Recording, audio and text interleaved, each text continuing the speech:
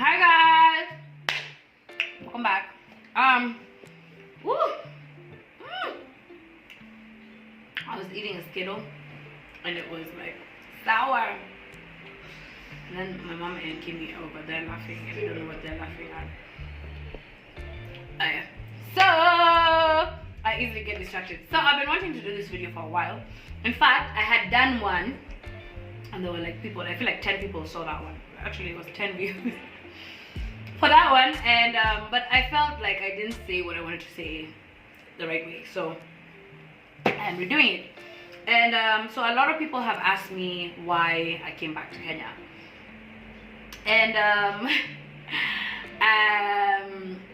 and a lot of people have this comment of mimi nikienda majuu siwezi rudi.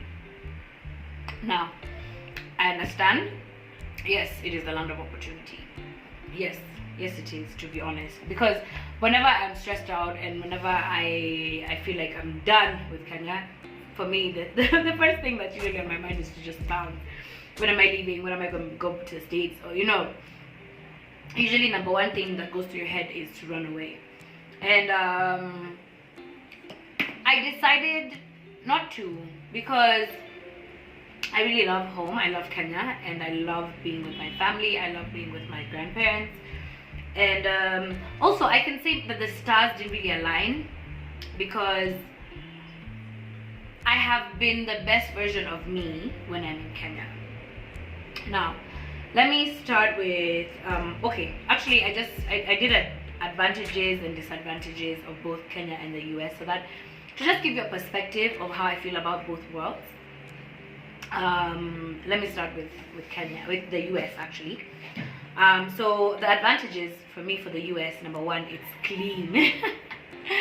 It's so clean. It's so clean. That's why whenever you see it in the movies, people are lying on the beds with shoes on, because it's that clean. You can, unaweza tembea, you can walk with your shoes and go to bed, and they're not dirty. It's not like here. I say between me going to take out the trash and coming in, my shoes need to be left at the door. Like, okay, I'm exaggerating a bit, but yeah.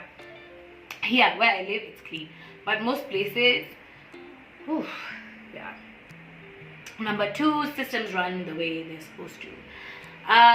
In everything, we have so much corruption in Kenya that things just don't run smoothly. Whenever you're trying, something as simple as getting your ID. Oh my gosh, it drove me crazy. It took me I think, what can I say, 20 what years? How many years? 15 years? 13 years? 9? Oh, it was 9. Where is it 13 coming from? That's so weird. It took me 9 years to get my ID. Yeah? I got it this year or last year? This year, mommy. I got my ID this year. Between me turning 18 and now, it's been quite some time. Yeah, so yeah. I like this. Democracy means something. Oh my gosh, the best example is yesterday I was just reading through on my feed, on like my news feed of what to read, and it was this story about how Matiang'i actually stopped a wedding from happening because of this census. Now this census is running till next week Saturday, and this wedding was last week Saturday.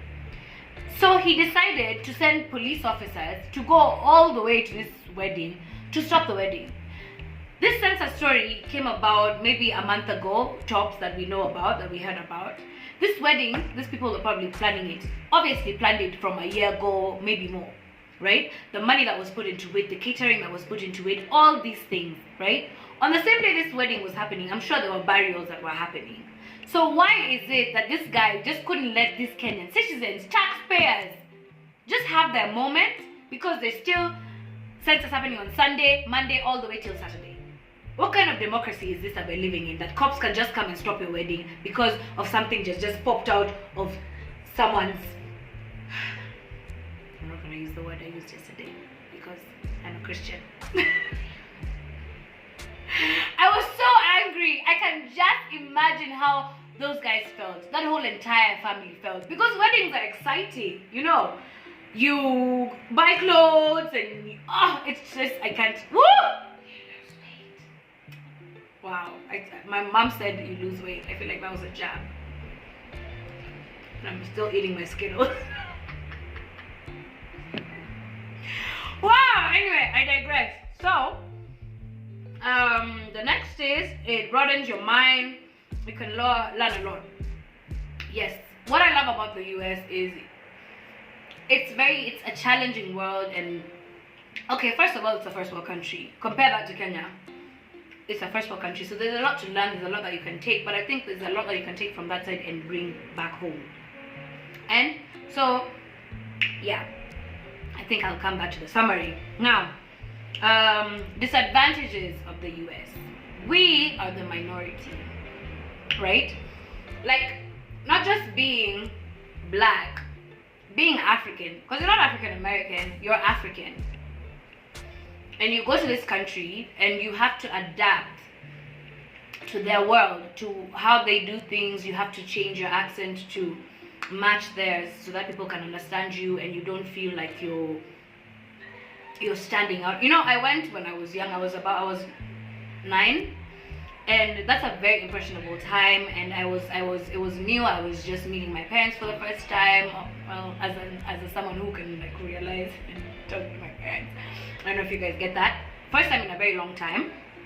And so everything was just crazy. I could never have my hair out in school because it was a whole long story.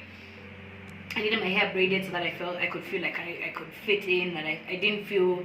And kids are very brutal, let me tell you. Because there was a time my hair had started cutting. Mommy, remember that time? I think it's because I used to do my chemicals in the house. Because out there in the States, by the way, getting a salon is like almost impossible and super expensive. Getting somebody who can actually do your hair, black hair, yeah, it's rough. Woo! Like wash and blow dry. Just get ready to pay like 2,500 just to blow dry your hair or something, right, Mom? Yeah. Anyway, so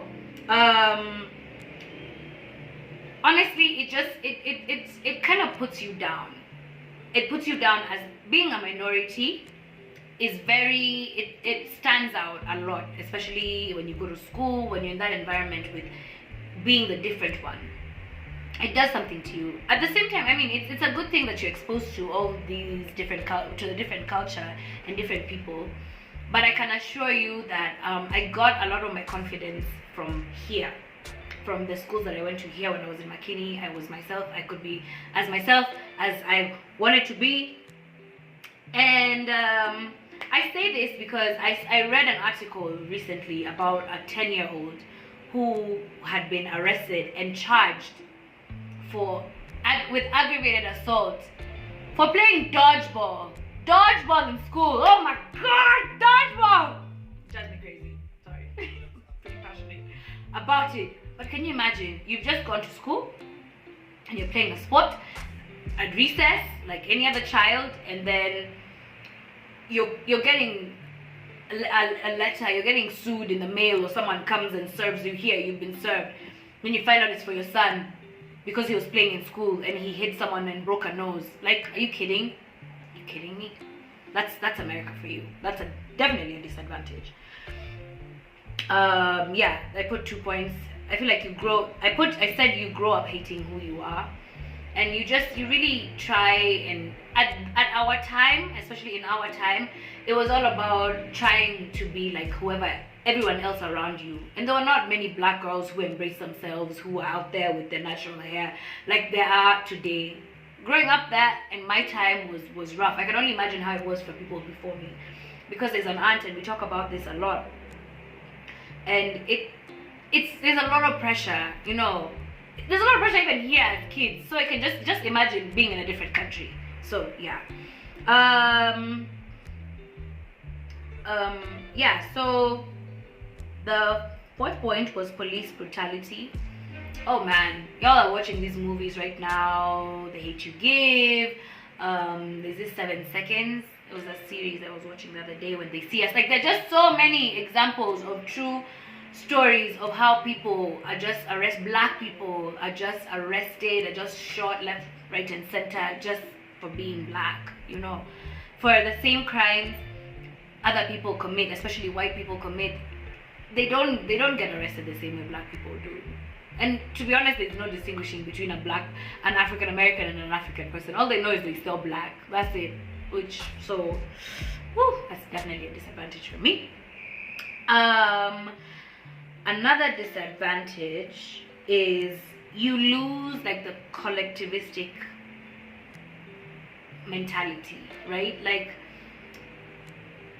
in Kenya, in Africa, I can say in Africa, people are all about helping each other. It's very family oriented.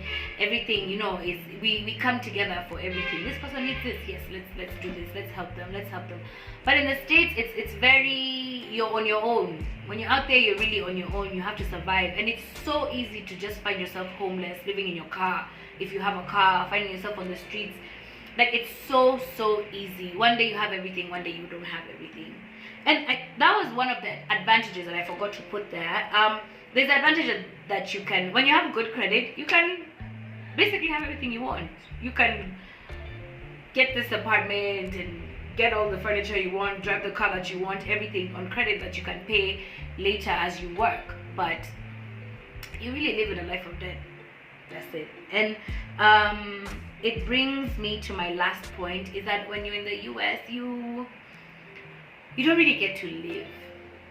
You're so busy working and paying bills and getting kids to school and you don't have help. Here in Kenya you have help. You can pay someone to do anything and everything for an affordable price. But in the States, everything is very expensive. Hiring a babysitter or like taking the school to daycare or school by itself, it's super expensive. It's good that public schools are free. I mean, you go to school for free all through till high school. And there are really good schools out there. That's an advantage I forgot to put. But now, the disadvantage is now once you come out of that college, you just dead, and you just have to live your life paying off this debt. Unless you're up there. So, yeah. Now, that's the end of my advantages and disadvantages of the US. And now, let's come to Kenya. So, advantages. Number 1, East, West, home is best. For sure. Again, like I said, I am the best version of me because of Kenya or when I'm in Kenya. I'm confident. I don't know. It's just nice growing up among your people. And I'm not saying this to be racist or I hope it doesn't offend anyone. But that's the truth, and it's from wherever it is. I'm sure the people who, sometimes Americans who come here or anyone from any other country who come here, there's so many things that they miss about home. But the number one thing, when you're at home, you just feel good. There's just something about you. You walk outside, you and that was nice. I mean, Americans are very nice. They smile all the time, hi. But honestly, I don't know how genuine that is sometimes. Sometimes, yeah. Number 3, advantages of Kenya. Sky is the limit. You have opportunities. People say that you don't have opportunities here, but you really have the opportunity to do anything, honestly. Now, I agree, and I know that resources are the number 1 thing when it comes to doing whatever it is that you want. It's a very important factor. But you have a higher chance of succeeding when you're in Kenya. And I don't know if you understand what I mean. I really excuse me. I really like it when people travel and they see things from all around the world, and then they come home and they put what they've learned out there into effect here in Kenya. It makes a very big difference. And I'm a big believer in that, of us changing our country. You see, how people in the Islamic countries that they do it, whenever they go, they always send, even if they leave Saudi Arabia or Dubai, wherever it is they live, they always send money back home. Always. They're always trying to bring up their country. And I think that is something that we really need to adapt as Kenyans. Another advantage is family, community, traditions, and values. Just like I was saying, the collectivistic being together, the togetherness of it all. You know, the way they say that a child is raised by the community, by the village. That is so important, because when you know that you can't be able to be there for your family, you can't be able to be there for your children, you know you have your family there who can be able to like be there for you. And it's not even something that you have to have a conversation and pick like you're the godmother of my child, the godfather of my child, and that's the person who's going to take care of your kids. No, I love the fact that here in Africa, and I know we're losing it, but I hope we just our generation can keep doing this. Is you're just taught to help. It's like back in the day, someone could just walk into your house, like knock and walk in, and oh, karibu, and here's tea, here's food. Hey, now, and I'm definitely one of them. I'm not I think I usually say I make an excuse that it's the American culture that I adapted of before you come to my house, you better knock. You better call in advance, text me, and I better respond. Don't just show up. If I hey, okay, and I'm so bad. I can say that I'm one of the people who are so bad, because I've had a few people knock. And the first thing, you're peeking at the door like, who's that? And if it's not someone that you feel like you want to have a conversation with, you lenga, and you know they saw you and you saw them. Anyway, so those are the advantages, and I hope we don't lose that, because honestly, like if you are like me, I run away. I am not happy when you come to my house when you haven't called in advance. I'm really not, and that's something that makes us. I don't know if that makes sense. What else about Kenya? Because I'm like, okay, a lot of the points I had put they end up being the same thing. I think being here, being at home, you get to learn your languages, like your mother tongue. You don't lose that. For me, being raised by my grandparents is one thing that really helped me keep with my Kikuyu is on. Like my Kikuyu is better than my Swahili, honestly. And I take pride in the fact that I know Kikuyu, because I have people in my family who cannot speak, as in I can speak Kikuyu. There's so many who cannot speak, and the kids, like the generations, like now our generation, the people who are having kids now, the kids don't understand Kikuyu. Right now, I usually ask Ariana something, and she's like, what? Yeah. Or my little cousins, they're just like, they don't know what you're saying. They look at you like you're speaking in French. And it's so important to have that, to be able to speak your language, like gives you another sense of like pride in who you are. I really think so. I would say so.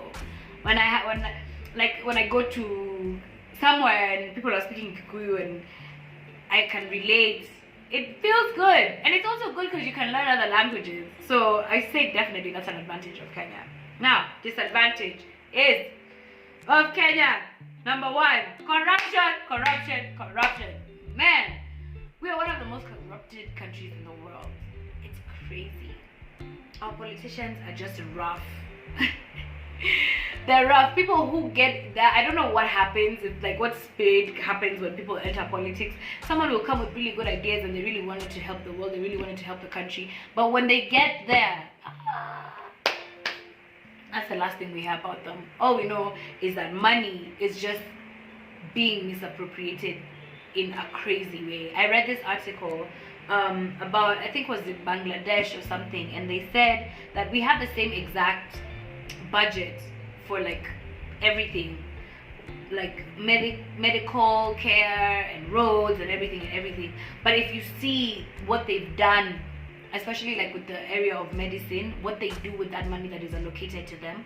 But for us, people are struggling. People are just constantly misappropriating funds left, right, and center. People are not being paid like they're supposed to.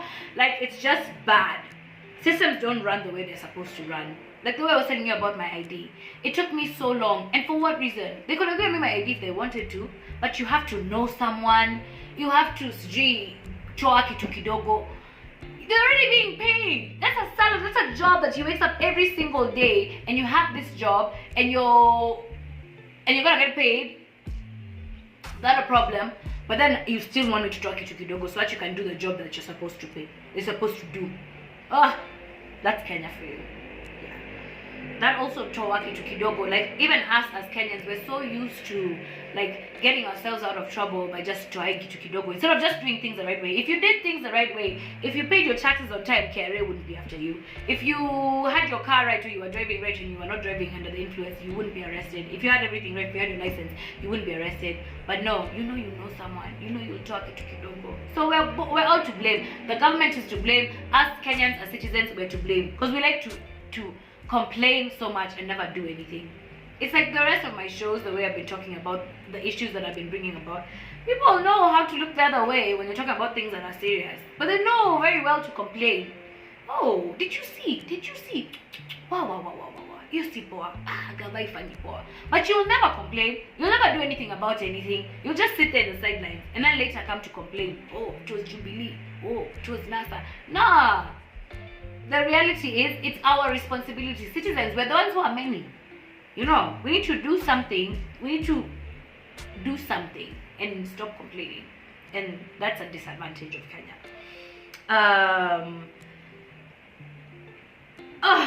Now, last but not least, people in Kenya ignore hygiene.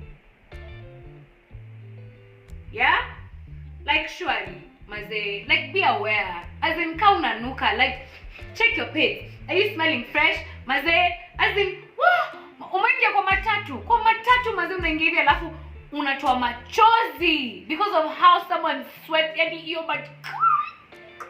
may just shuka. Rosafi. But it's not actually si lazima uafford dio, to be honest. Lakini do something about it. You can go to the bathroom and like do a little French bath if you need to when things are really stinky. But deodorant is not that expensive. Like I hope that one day when I get money, guys, quote me on this, I'm gonna start like a campaign, like a free deodorant campaign to Kenyans. Check your breath if you're smelly when you're talking to someone. If you see someone is moving back, like be conscious. Buy gum. Kuna pike, kuna orbit, nunua hata sweetie, hata ndimu. But it's gonna change the way things are going. It really makes a very big difference in the whole entire country. When you smell good, take number one, right? Mom said a good one. Take a shower. Man, I don't know why you feel like you don't need to take a shower. Me, I'm not a woman, so I don't need to shower. You need to shower. Nashidapa mkinuka hapa alafu tunasha. Man, have you ever seen like these men that like 2-3 days and then they're sweating and then they're clothes?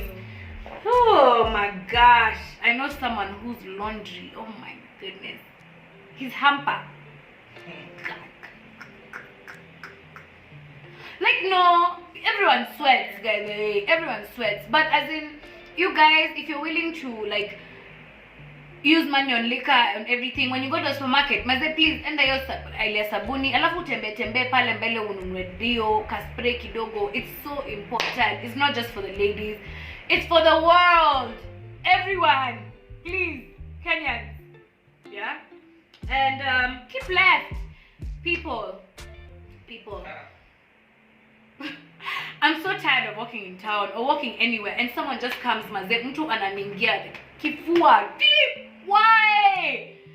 And you're walking on the wrong side of the road. If everyone just kept left, I promise you, we would not be having these disagreements. And I probably wouldn't even know that you smell as bad as you do if you're not coming into my lane. So, teach your children to keep left. Even you, keep left. It's not just when you're driving, even when you're walking, you keep left and you keep left. People stay away from each other's side. And imagine the country, things will go easier, will go better. Oh Lord. Hope you all heard me. Now, that's enough. Thank you all for tuning in. Thank you to those who are over here with me, who have looked at their phones and tried not to be noisy till I finish this show. It's so interesting how the color, it makes it look like woo, woo, woo. Anyway, thank you for tuning in. Mwah, mwah, mwah. Keep it love.